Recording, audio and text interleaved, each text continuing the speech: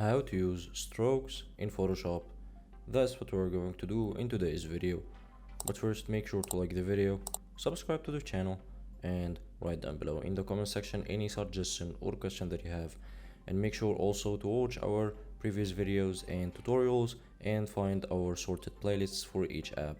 And let's get started in the tutorial right away.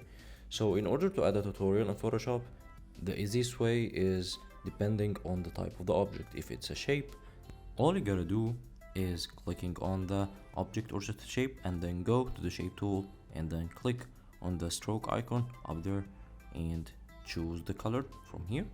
Let's choose this color and then choose the number of pixels or the size of the stroke from here.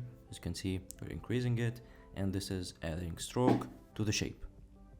If you want to add it to this picture, for example, this is a notebook picture. Let's select its layer, and you have two ways. Either by clicking double click here on the thumbnail of the layer, or going to the FX menu and click on stroke and then choose the color from here. Let's leave it as it is and choose the size from here from this panel. Let's drag it and increase the pixel size, and as you can see, we're gonna also choose the position if you want it to be inside or outside, and then you gotta click on OK, and that's it.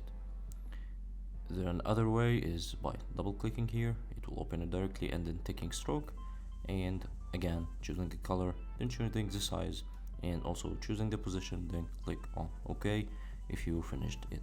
Hope you guys enjoyed the video. Don't forget to like the video, subscribe to the channel, and write down below in the comment section any suggestion or question that you have, and have a nice day.